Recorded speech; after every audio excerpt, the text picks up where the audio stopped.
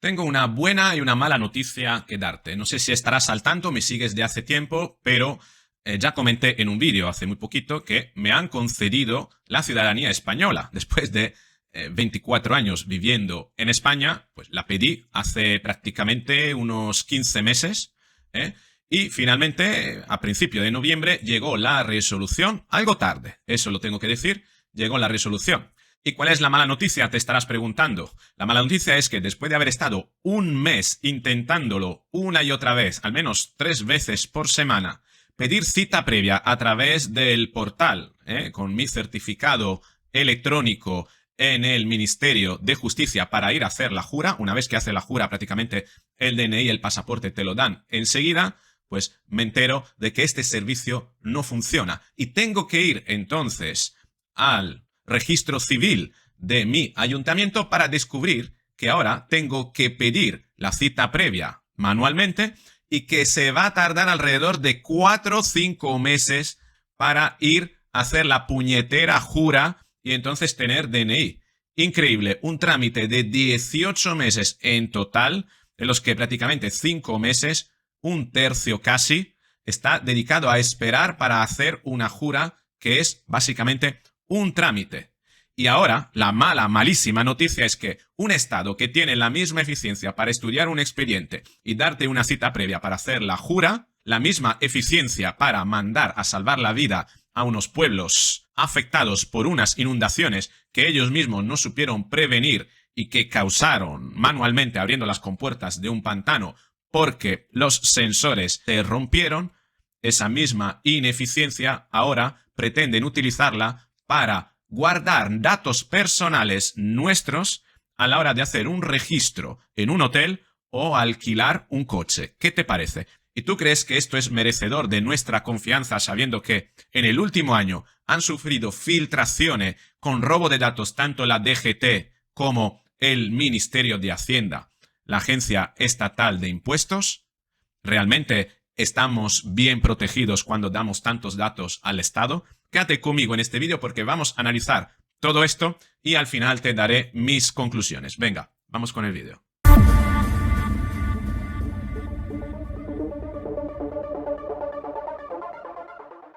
Así, esta es la noticia de esta semana. A partir del 2 de diciembre entra en vigor una ley que creo que es un decreto ley, porque este gobierno todo lo hace a través de decreto ley, que nos obliga a todos los viajeros que pasen por España tener que declarar hasta 42 datos, dar hasta 42 datos al Ministerio de Interior con el fin de que se guarde esta información en la eventualidad de que, pues en la eventualidad de que, no sé, si tú delinques, pues al menos poderte perseguir. A lo mejor si superas algún límite de velocidad y te multan, al haber dado el IBAN de tu cuenta bancaria, poderte cargar a la cuenta la multa, por ejemplo, ¿no? Cosa que antes no pasaba, ¿no? Pues tú viajabas por un país, sí, tú ibas a un país con tu coche, por ejemplo, si iba alquilando un coche de la compañía sí que te giraba la multa, pero si ibas a un país y que con tu propio coche te alojabas en un hotel y al día siguiente ibas a 200 km por hora por la autovía y te cazaba un radar, pues ese radar no se podía comunicar con la Dirección General de Tráfico de tu propio país, ¿no? Imagínate ahora si es cierto que si te alojas en un hotel y das no solo los datos de tu tarjeta, sino el IBAN de tu cuenta bancaria, que es uno de los datos que pide el Ministerio de Interior, seguramente la Dirección General de Tráfico pues podrá recabar la información suficiente de allí para poderte cargar la multa por exceso de velocidad. Por ejemplo, bueno, esto le pasará a cualquier extranjero que pase por aquí con el coche. Pero muchas más cosas pueden ocurrir a raíz de ceder tantos datos. Y una de ellas, la más preocupante, es la filtración, puesto que el Estado realmente, el gobierno, pero sobre todo la administración pública, ha mostrado en más de una ocasión no saber gestionar la seguridad de los datos que custodia de los propios ciudadanos y opera con la misma ineficacia, con la misma ineficiencia y a veces incluso con, ¿por qué no decirlo?, con la misma negligencia que otras administraciones. Al final, la gestión de la seguridad de los datos personales que tú cedes al Estado y que van a acabar en una base de datos, es el mismo Estado que debe de garantizar precisamente que esos datos estén bien custodiados. Al igual que el Estado debe garantizar que ante una emergencia sanitaria o una emergencia climática como fue la Dana de Valencia, sepa primero prevenir todas las eventualidades que se pueden dar con el fin de evitar perjuicios, y en la eventualidad de que las calamidades sean superiores a la capacidad de prevención, sepa poner remedio a la situación. Igual que operó el Estado de una manera bastante negligente, bastante incompetente e insuficiente, por no decir negligente, en la Dana, ¿quién no nos garantiza que haga lo mismo con la seguridad de nuestros datos en sus bases de datos? No hay que olvidar que el pasado mes de julio la Dirección General de Tráfico sufrió el ataque, lo tenemos aquí, a la DGT. Le han robado los datos de 34 millones de conductores. Teniendo en cuenta la población de España, eso significa todos los conductores. Es evidente. Es decir, que si tiene carnet de conducir o has tenido un vehículo a tu nombre o has sido sancionado, pues los hackers se han hecho con tus datos, ¿no? Esta era la noticia. La he extraído del portal Sataka. Un usuario afirma que todo tipo de datos sensibles de conductores y vehículo. La DGT no ha confirmado si el ataque ha sido exitoso, pero sí lo está investigando. La DGT investiga un importante fallo de seguridad en su base de datos que podría haber robado 34 millones los datos de 34 millones de conductores. En Sataka nos hemos puesto en contacto con tráfico desde donde nos han confirmado que están investigando el posible robo de estos datos. Desde DGT nos confirman que sufrió un ataque hace 2 semanas. Ahora, ¿a ti te han informado de cómo ha ido esta investigación? No, ¿verdad? Bueno, si no te han informado es porque posiblemente algo tienen que ocultar en cuanto a incompetencias. Al final son datos virtuales, parece que no ha pasado nada, pero en el fondo, repito, esto no es muy diferente de la incompetencia / negligencia que ha provocado muertes en la Dana de Valencia. Pero este mismo domingo pasado ocurrió esto, otro ataque. El grupo Trinity está detrás del ataque a la agencia tributaria. Hackers aseguran haber robado 560 gigas de datos a la agencia tributaria y piden rescate. El grupo de hackers Trinity asegura haber robado millones de datos a la agencia tributaria, que de momento niega haber sido objeto de un ciberataque. Fuentes gubernamentales consultadas, sin embargo, le dan credibilidad. ¿Qué dice Marisú Montero? Obviamente, eso es bulo, esa es desinformación, son fascistas, etcétera, etcétera, etcétera, ¿no? Tratan de ocultarlo porque en el fondo no es fácil, ¿no?, poder confirmar esto desde fuera. Aquí tenemos de Hackmanac, que es una cuenta de repositorio verificado y recuperación de datos de ciberseguridad.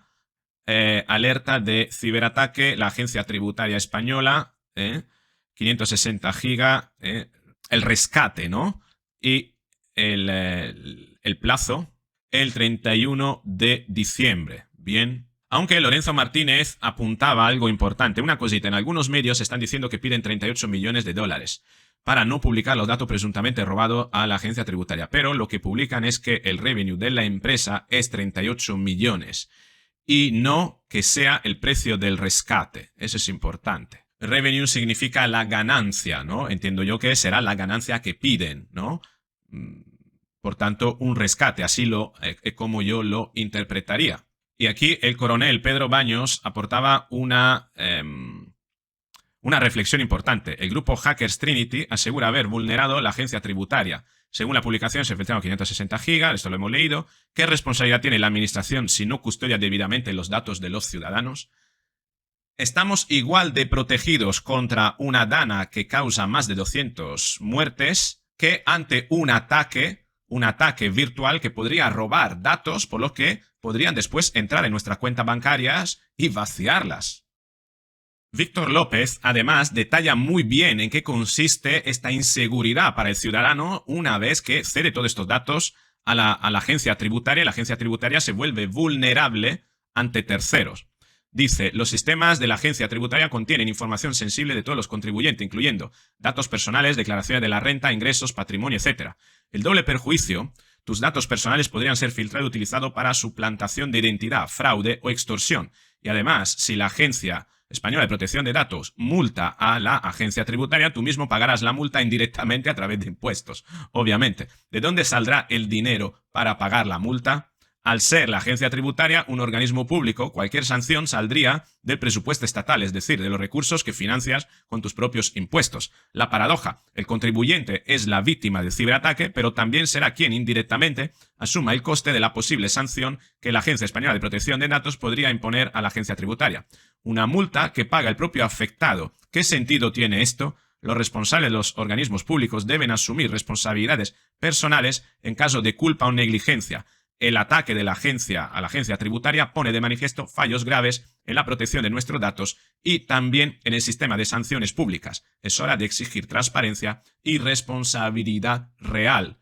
Al igual que exigimos responsabilidad por las muertes de la Dana, también hemos de exigir responsabilidad con la misma contundencia por algo que yo no sé si decirte si es igual, más o menos grave, pero que sigue siendo grave en el momento en el que aspectos que son propios, obligación de las instituciones públicas y consisten en garantizar nuestra seguridad, ya sea física o digital, no están siendo atendidos por parte de las competencias del Estado, que al final ellos siguen cobrando lo que cobran, siguen viviendo tan bien como viven, pero nosotros estamos cada vez más expuestos a sus negligencias, al resultado de su falta de prevención y, por supuesto, falta de asunción de responsabilidades. Más aún, si cabe, cuando tienes por ley que dar tantos datos que te cuestionas hasta qué punto son necesarios a la hora de registrarte en un hotel. Fíjate cuántos datos. El tipo de documento de identidad, DNI, pasaporte. Hasta aquí se daba antes. El número de documento de identidad, la fecha de expedición, lugar de expedición, fecha de caducidad, sexo, fecha de nacimiento, lugar de nacimiento. Nunca he entendido por qué el lugar de nacimiento, cuánto es de importante. La nacionalidad, país de residencia habitual, provincia de residencia, municipio de residencia, dirección de residencia, código postal, teléfono fijo de contacto, entiendo yo que si no lo tienes no lo pondrás, teléfono móvil de contacto, correo electrónico. ¿Por qué se tiene que dar el correo electrónico, por ejemplo? Ocupación o actividad laboral. ¿Para qué? ¿Qué necesidad tiene el Estado de conocer a la hora de registrarte en un hotel cuál es tu actividad laboral? Empresa para la que trabajas, dirección de la empresa. Entiendo yo que si esto se da si realizas una reserva por motivos de trabajo o ha sido realizada esa reserva por parte de una empresa. Parentesco entre viajeros si se aloja con menores, estado civil. Tú me dirás para qué necesitas saber, dar a conocer cuál es tu estado civil. Datos del vehículo, si llegas en coche, matrícula, número de tarjeta de crédito, fecha de caducidad de la tarjeta de crédito. Solo te falta que le des también el código de verificación, medio de pago utilizado y código IBAN de la cuenta bancaria. Obviamente, todos estos datos puestos en mano del Estado y a los que podría tener acceso la Fiscalía en cualquier momento dejan de manifiesto la intención invasiva de nuestra intimidad por parte de los organismos de control del Estado, que ante una situación concreta, y la estamos viendo, por ejemplo, con el caso de el novio de Isabel Díaz Ayuso, podrían ser utilizados por parte de los políticos en nuestra contra, con el fin de, ¿por qué no?, extorsionarnos, presionarnos o hacernos sentir incómodos y desprotegidos frente a su acción y frente a sus iniciativas. Desde luego, es algo que nos desempodera cada vez más y no solo nos convierte en más vulnerables ante las acciones maliciosas por parte de algunos que en un determinado momento, si les resultamos incómodo, alguna institución del Estado, si les resultamos incómodos,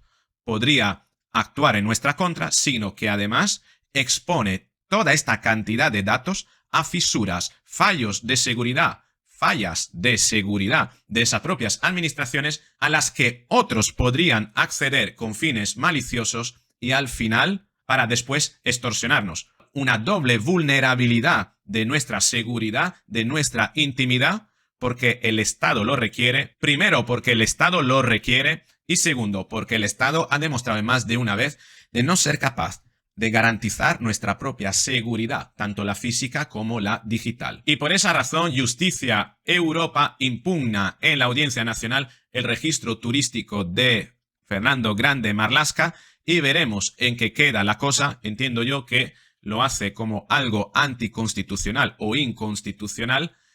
La verdad que es algo que los otros países no están poniendo en práctica y que además de generar burocracia, generar largos retrasos en las recepciones de hoteles, al final una persona cuando viaja, donde menos quieres estar haciendo una cola en un hotel o teniendo que dar datos personales, y que además obligan a los hoteles, a las compañías de alquileres de coche, a hacerle la labor de policía y de controlador, una labor no remunerada. ¿A quién? Al Ministerio de Interior, una labor que además tienen que sufragar con tiempo de sus propios empleados dedicados a justificar al Estado el trabajo que están haciendo. Algo inaudito, algo totalmente improductivo que a la postre repercutirá además en los costes de los servicios que vamos a adquirir, porque claramente esos empleados tendrán que dedicar un tiempo a labores no productivas, labores administrativas, labores burocráticas para el Estado y que no tienen repercusión alguna en los ingresos de sus propias compañías, de las organizaciones para las que trabajan y deberían producir más bien dinero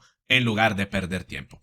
Esta es mi reflexión, pero me gustaría saber qué opinas tú acerca de este registro. ¿Cuál de esos perjuicios crees que es el mayor? ¿El de la inseguridad de nuestros datos personales? ¿El del desempoderamiento del ciudadano, de la persona física ante el Estado que posee muchos datos para poderle después eventualmente perseguir? ¿El de la burocracia de los tiempos que hace perder a todo viajero a la vez que tenga que entrar en un hotel o alquilar un coche? ¿El del tiempo que tienen que dedicar los empleados de esas organizaciones a la hora de completar todos estos registros sin que esto resulte productivo para su empresa? ¿O la repercusión a nivel de dinero en precio de los servicios, porque las empresas tendrán que repercutir ese tiempo destinado de más a los viajeros para labores burocráticas? ¿Cuáles de esos 5 perjuicios que hemos analizado crees que es el más peligroso o el más importante? Te espero en los comentarios. Si te ha gustado el vídeo, dale a me gusta, compártelo, suscríbete, activa la campanita y nos veremos en un próximo vídeo.